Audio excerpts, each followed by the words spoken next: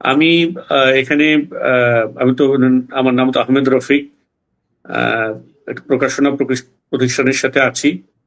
হুম, আর আমি যে বর্ণনা এখানে দিব, এখানে অলমোস্ট মানে সিমিলার কাইন্ড অফ বর্ণনা কিন্তু পাওয়া যাবে মানে অধিকাংশ থেকে। হুম, সো আমি যে বর্ণনাগুলো রিপিটেটিং হবে ওগুলোকে অ্যাভয়েড করে মানে সেগুলোকে চেষ্টা করবো যেগুলো আমি নতুন বলবো। তো এখানে একটা বিষয় হলো যে সবাই আয়নাঘর আয়নাঘর বলে না। তো আমার জানা মতে রিয়েল এক আয়নাঘর আছে। মানে যেটা আক্ষরিক অর্থে চারপাশ থেকে আয়নাঘর মানে আয়না দেওয়া। এটা হলো আমি যেখানে ছিলাম, আমি আমার ধরার বর্ণনাটা পরে দেই। আমি যেখানে ছিলাম এটা র্যাব ওয়ানে, এটা আমি পরে নিশ্চিত হয়েছি। তো আমার সামনের সেলে একটা ছেলে ছিল। তো একদিন ওকে জিজ্ঞাসাবাদে নিয়ে যায়। জিজ্ঞাসাবাদে নিয়ে যাওয়ার পরে ও ধরেন ঘন্টা ২-৩ পর ওকে আবার নিয়ে আসে। আসার পরে আমরা তো মানে অনেক আস্তে আস্তে কিংবা আপনার ওই ওয়ালে এরকম আঙ্গুলে ইশারা করে করে লিখে মানে কথা বলা যেত যখন সেন্ট্রির ভিতরে থাকতো না। আদারওয়াইজ তো full time handcuffed and full time আপনার ব্লাইন্ড ফোল্ডেড। ওই ছেলেটা বলল যে আমাকে একটা অদ্ভুত জায়গাতে নিয়ে যাওয়া হয়েছে। কিরকম? বলল যে এটা চারপাশে শুধু আয়না, গ্লাস চারিদিকে। হ্যাঁ, তো মানে শুধু চারিদিকেই আয়না, আমি মাঝখানে বসা। আমাকে নিয়ে ওই ছেলেটাকে নিয়ে বলল যে তুমি এখানে বসো, তোমার সাথে আমাদের বসেরা কথা বলবে। তো তাকে অনেকক্ষণ ওখানে বসায় রাখছে, মোর দেন অ্যান আওয়ার। বসায় রাখার পরে কোনো কথাবার্তা বলে না। কিছুক্ষণ পর আবার এসে বলে যে তুমি বসো, তোমার সাথে আমাদের বসরা কথা বলবে। এরকম আপনার ওই যত সময় ওখানে বসেছিল ও বসেই ছিল। এরপর ওকে আবার ব্যাক করে নিয়ে আসে। ওর সাথে অ্যাকচুয়ালি কোনো ইয়েতে যায় না, কথাবার্তা আর বলে না। তো ও বললো যে চারপাশে আয়না, কিছু দেখা যায় না, চারদিকে তাকে আমি শুধু আমার ছবি দেখি। ঠিক আছে? তো আমি তখন এই জিনিসটা বুঝতে পারি না যে এটা আসলে ব্যাপারটা কি ছিল। আমি যেটা বের হওয়ার পরে আমি কয়েকজনের সাথে এটা যখন শেয়ার করলাম, তখন আমি যেটা বুঝলাম অন্যান্যদের মতে সেটা হলো কাউকে ক্রস ফায়ার এরকম দেওয়ার আগে তারা ওরকম মানে একটা রুমের ভিতরে অনেককে নিয়ে যায়। নিয়ে গিয়ে চারপাশে আপনার ওই যে আপনার রিফ্লেক্টিং যে থাই গ্লাস গুলো থাকে এগুলো দিয়ে রুম বানানো। এটার ভিতরে প্রচন্ড আলো থাকে, বাহিরে আপনার শুধু অন্ধকার দেখা যায়, কিছুই দেখা যায় না। ওই যে থাই গ্লাসের যেটা হয় রিফ্লেকশনের কারণে। তো ওই পাশ থেকে তাকে অবজার্ভ করে যে age body language, age attitude, তারপরে তার মানে নানা রকম অঙ্গভঙ্গি হয়তো তারা পর্যবেক্ষণ করে before they make final decision to মানে take him to crossfire বা এরকম কোনো মেজর ডিসিশনের জন্য। তো এখানে আমি যেটা বলতে চাচ্ছি সেটা হলো রিয়েলি দেয়ার ইজ আয়না ঘর। ঠিক আছে, আমি জানি না এইটা যা কিছু দেখানো হয়েছে তার ভিতরে এই জিনিস দেখানো হয়েছে কিনা। সো আয়নাঘর বলতে যে মানে ব্যবহারিক অর্থে যে যেখানে এই ধরনের সেফ হাউস বা টর্চার সেল, মানুষকে গুম করে রাখার সেল, এটা তো একটা ব্যবহারিক অর্থে আয়নাঘর বলা হয়। আমি যেটা বললাম সেটা হলো আক্ষরিক অর্থেও এই সকল স্থাপনার ভিতরে কোথাও কোথাও আয়নাঘর আছে এমন এক। দ্বিতীয়ত আমি যেটা আমার ধরার বর্ণনার যে ব্যাপারটা, আমাকে নিয়ে যাওয়ার যে বর্ণনাটা আমি দিতে চাই সেটা হলো আপনার 2016 আপনার অগাস্টের অগাস্টের আপনার শুরুতে একেবারে মানে জুলাইয়ের শেষে, অগাস্টের শুরুতে 1 তারিখ অথবা শেষের দিন এরকম। তো আপনার আমি আমার বাচ্চাদেরকে স্কুলে দিতে গিয়েছি। বাচ্চাদেরকে স্কুলে দিতে গিয়ে স্কুল থেকে ওদেরকে স্কুলে ড্রপ করে নেমেছি। নামার পরেই কয়েকজন মানুষ এসে আমাকে বললো আপনি কি আহমেদ রফিক, সিয়ান পাবলিকেশনের ম্যানেজিং ডিরেক্টর? আমি বললাম ইয়েস। বললো যে এটা বলতে বলতে actually I was surrounded by মানে কেউ দেখতে গাঞ্জাখোর, গাঞ্জুটি এরকম টাইপের লোকজন। মানে ওরা কিছু লোকজন এই ধরতে টরতে আনতে যাওয়ার সময় এরকম কিছু লোকজন ওরা পালে যাদেরকে দেখলে আপনার সিভিলিয়ান মনে হবে। ফোর্সের যে একটা ফিজিক্যাল অ্যাপিয়ারেন্স আছে না, ওরকম না এগুলো। হ্যাঁ, মানে দেখলে মনে হবে আপনার গাঞ্জুটি, হিরোইন এরকম টাইপের লোকজন। তো এরকম অনেকগুলো আমাকে ঘিরে ফেললো। ঘিরে ফেলে তারপরে বললো যে আমরা ল এনফোর্সমেন্ট এজেন্সি থেকে আসছি, আমাদের সাথে যেতে হবে। আমি বললাম ফাইন, আমি যাব, কোনো অসুবিধা নাই। বাট আমাকে স্কুলে গিয়ে অন্তত বলে আসতে দেন দ্যাট আমি আইন শৃঙ্খলা রক্ষাকারী বাহিনী, আপনারা আমাকে নিয়ে যাচ্ছেন, আমি জাস্ট স্কুলে বলে আসি অন্তত, সো দ্যাট তারা আমার ফ্যামিলিকে জানাতে পারে আমি যাই আপনাদের সাথে। বলেছে ন, কোনো ইয়ে হবে না, কথাবার্তা যদি বলেন তাহলে পরিস্থিতি ভালো হবে না। তো তারা আমাকে গাড়িতে তোলে, গাড়িতে তোলার পরেই আপনার মানে মোবাইল নিয়ে নেয়, মানি ব্যাগ নিয়ে নেয়, নিয়ে আপনার এই চোখ বেঁধে ফেলে। চোখ বেঁধে তারা আমাকে মানে ইয়ে করতে থাকে, মানে অনেকক্ষণ ঘুরতে থাকে ঢাকায়, মানে এত বেশি ঘুরতে থাকে যে আমি অ্যাকচুয়ালি আমি কোন দিকে যাচ্ছি, আমি উত্তরে না দক্ষিণে, পূর্বে না পশ্চিমে, এটার আর কোনো দিক টিক নাই। আমি কিন্তু যতদিন এতদিন ছিলাম আমি মনে করতাম যে আমি ছিলাম হলো ডিবিতে, ঠিক আছে, সিরিয়াসলি। কিন্তু আমি আসলে ছিলাম র্যাব ওয়ানে। র্যাব ওয়ানে ছিলাম, এটা আমি কিভাবে বুঝলাম সেটা হলো, এটা আমি 2016 যখন আমাকে নিয়েছে, আমি তখনকার ঘটনা বর্ণনা করছি। 2018-তে যখন আমাকে আবার আপনার বাসা থেকে তুলে নিয়ে যায়, তখন আমাকে নিয়ে মূলত ওরা গুম করতে পারে নাই। নেওয়ার 1 বছর তারা আমাকে এরকম শুধু শুধু মানে টিকটিকি লাগায় রাখা, ধরার জন্য ইয়ে করছে। আমার অফিসে আপনার রেকি করতে লোক পাঠাইছে, আপনার নানা ইয়ে। তো আমি যখন বুঝতে পারছিলাম আমি একটু সরে ছিলাম। তো এরপরে যখন আমাকে নিয়ে যায় 18 সনে, তখন আমাকে নেওয়ার পরে র্যাব ওয়ানের ভিতরে আমি যে আজানটা শুনতে পাইলাম, যে তখন আমি রিকগনাইজ করলাম যে this is the same place আমাকে যেখানে প্রথমবার নিয়ে আসা হয়েছিল, কারণ এই সেম আজান আমি তখন শুনেছি।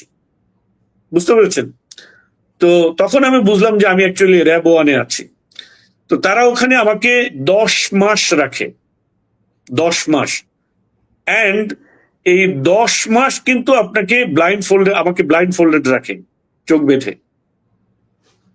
হ্যাঁ, 10 মাসই চোখ বেঁধে রাখে, এবং আপনার হ্যান্ডকাপ পরা রাখে 24/7, হ্যান্ডকাপ পরা রাখে। এবং একটা জিনিস আমি মানে আপনাদের ইয়ের জন্য বলতে চাই, সেটা হলো যে একটা জিনিস দেখেন, অনেক সময় এরকম হয় না যে মানুষদেরকে শুধুমাত্র তাদের ক্ষতি থেকে আপনার মানে জনগণকে সেভ করার জন্য বা কোনো কিছু তাদেরকে জাস্ট আটকায় রাখার জন্য রাখা হয়।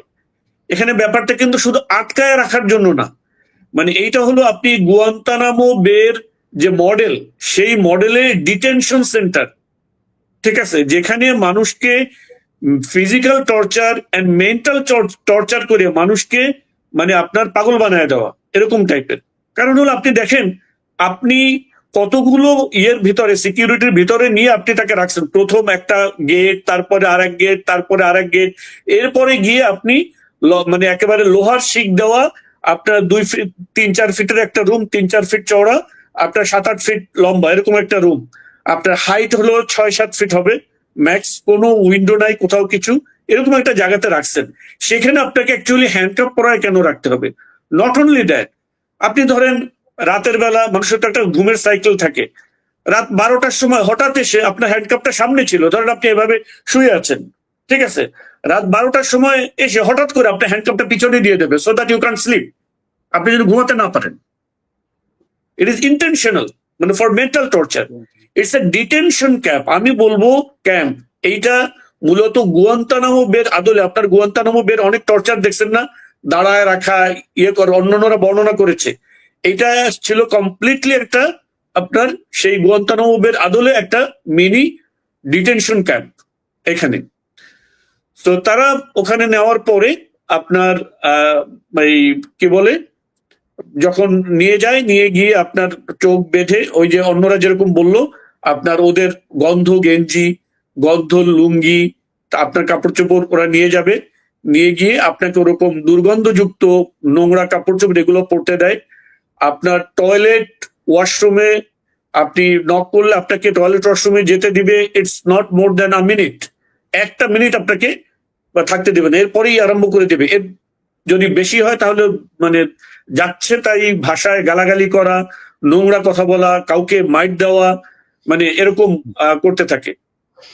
আচ্ছা, ঠিক আছে ভাই, আরেকটা ইনফরমেশন। হ্যাঁ ভাই, জি জি, আমরা শেষ করবো। আরেকটা ইনফরমেশন যেটা কেউ দেয় নাই, যেটা আমি ওখানে দেখেছি, সেটা হলো আমি মাঝে মধ্যে শুনতাম জোরে জোরে গান বাজে হঠাৎ, ঠিক আছে, সো আমি প্রথমে এটা বুঝতে পারতাম না, জোরে জোরে গান বাজে কিসের। সো পরে আমার মানে কোন এক সেল থেকে আমি ইশারা দিলাম, হোয়াটস দ্যাট, যে গান বাজে কেন। সো পরে বুঝলাম যে তারা যখন মানুষের উপরে টর্চার করে তখন তারা শাউট করে, চিল্লাপাল্লা করে, হ্যাঁ, এই শব্দ যেন না শুনতে পারে মানুষ, তখন জোরে জোরে গান বাজায়া তারপরে তাদের উপরে টর্চার করে। কিছু নির্দিষ্ট কিছু গান ছিল, ধরেন এমন আছে না যে গান শোনার জন্য অ্যাকচুয়ালি গান বাজাইতেছে, এরকম না। এই 10 মাসে ধরেন আমি যদি আপনার মাসে যদি ধরেন 10 দিন করে শুনি, 100 বার শুনি, তাহলে সিমিলার গান, একই গান। তো তারা গান বাজায়া মানুষের উপরে এই টর্চার গুলো করতো।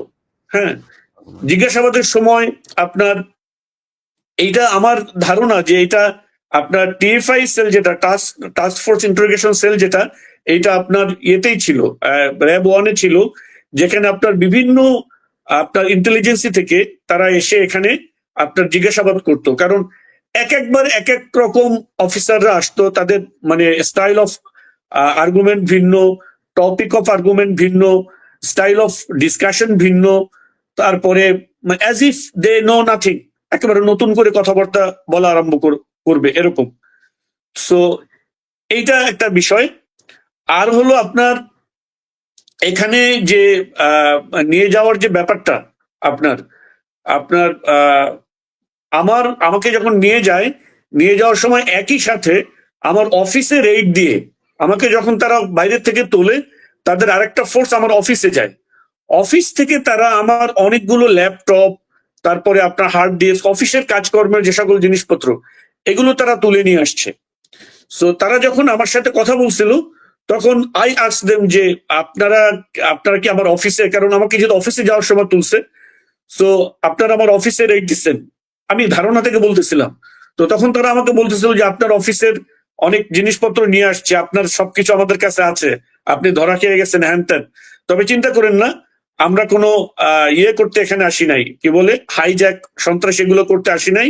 আপনার জিনিসপত্র সব, আপনার অফিসের জিনিসপত্র আপনাদেরকে পৌঁছায় দিয়ে আসা হবে। কিন্তু আজ পর্যন্ত তারা সেই আমার অফিসের যে ল্যাপটপ, কম্পিউটার, হার্ড ডিস্ক যা কিছু নিচ্ছে, আজ পর্যন্ত কোনোদিন কিন্তু ফেরত দেয় নাই।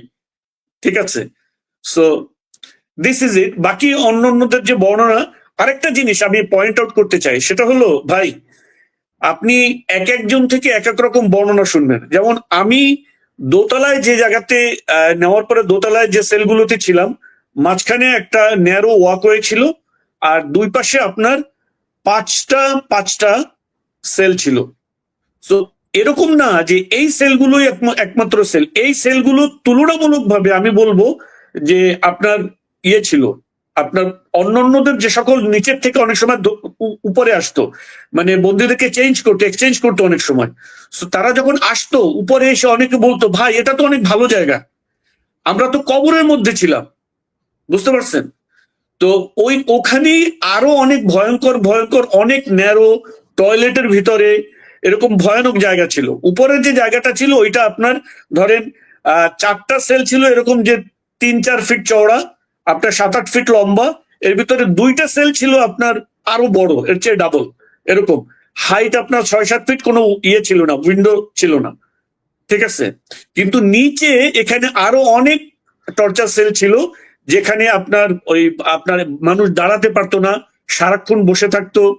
তারপর আমার সামনে আমি দেখেছি যে তার একটা ছেলেকে দেখছি যে তার মোর দ্যান 3 ইয়ার্স হয়েছে, এবং কনসিস্টেন্টলি তাকে এরকম পিছনে ইয়ে করে আপনার ইয়ের সাথে, কি বলে, আপনার শিকের সাথে দাঁড় করা রাখতো।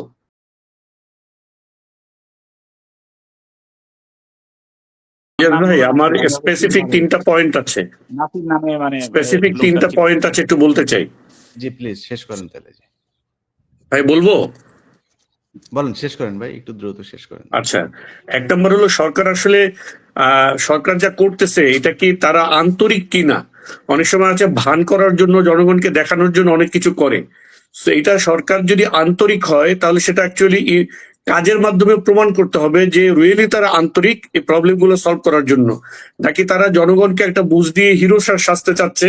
At the same time Awami লীগের যে হেজিমনি, আওয়ামী লীগের যে প্রসেস, সেটাকে ঠিকই বজায় রাখতেছে কিনা, এই জিনিসটা আমাদেরকে ভালো করে বুঝতে হবে। তো এখানে 3টা পয়েন্ট আমি মেনশন করতে চাই। 1 নাম্বার, সরকার যদি আন্তরিক হয় যে সত্যি আওয়ামী লীগ এই ধরনের জুলুম নির্যাতন করছে, অন্যায়ভাবে মিথ্যা মামলা দিয়ে মানুষকে এরকম করছে, তাহলে এই সময়ে এই সন্ত্রাস দমন আইন সহ যে সকল আইনে প্রচুর পরিমাণে মিথ্যা মামলা মানুষকে দেওয়া হয়েছে, সরকার স্টেট ওয়ে এই মামলাগুলোকে এক্সপেডাইট করে দিতে পারে, বাতিল করে দিতে পারে, যে মামলাগুলো ভয়েড অ্যান্ড নালিফাইড।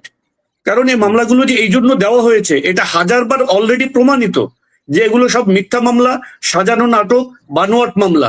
তাহলে সরকার যদি আন্তরিক হয়, সরকার তার এক্সিকিউটিভ সিদ্ধান্তে, রাজনৈতিক সিদ্ধান্তে বা রাষ্ট্রীয় সিদ্ধান্তের মাধ্যমে এই মামলাগুলোকে কেন তারা এক্সপার্টাইট করে না, এটা বাদ দেয় না কেন? নাম্বার 1। নাম্বার 2, গুম সেল যে করা হয়েছে, আপনার গুম কমিশন কি করতে পারে? গুম কমিশন কিন্তু আপনার এই মামলাগুলোকে, এখানে অনেক মানুষকে আপনার জানের ভয় দেখায়া, টর্চারের ভয় দেখায়া, তারপরে আপনার ওই যে এই ম্যাজিস্ট্রেট গুলো আরেক গাদ্দার। এরা পর্যন্ত মানুষের কাছ থেকে আপনার 164 নেওয়ার ক্ষেত্রে বাধ্য করছে মানুষকে। এমনকি বলছে তুমি 164 দাও, তাহলে তোমার মামলা খালাস হয়ে যাবে, তুমি মুক্তি পেয়ে যাবা। অনেক সাধারণ মানুষ যারা আসলে বোঝেই না হোয়াট 164 ইজ, দেখা যায় যে সে তাদের কথা মতন 164 দিছে। এই 164 এর কারণে তার হয়তো ফাঁসি হয়ে গেছে, তার হয়তো যাবজ্জীবন হয়ে গেছে, কিন্তু বাস্তবে পুরো জিনিসটা ভুয়া। সো গুম কমিশন যেটা করতে পারে, এই মামলাগুলোকে রিইনভেস্টিগেট করার জন্য আপনার জুডিশিয়ারে পাঠাতে পারে, যে এই যাদেরকে 164 নেওয়া হয়েছে তারা আবার তাদের 164 রিভোক করতে পারবে, এবং তারা এখন স্বাধীনভাবে বলুক আসলে ব্যাপারটা কি ঘটেছিল। এটা যদি সরকার করে তাহলে আমরা বুঝতে পারবো যে তাদের আপনার ছিল, আপনার কি বলে, যে আন্তরিক ছিল। এই 3টা পথ, আইদার মামলাগুলোকে খালাস করে দেওয়া, 2 মামলাগুলোকে রিইনভেস্টিগেট করা, 3 গুম কমিশন থেকে এই মামলাগুলোকে জুডিশিয়ারিতে আপনার আবার ইনকোয়ারি পাঠানো, যে নতুন করে তদন্ত করে দেখা হোক।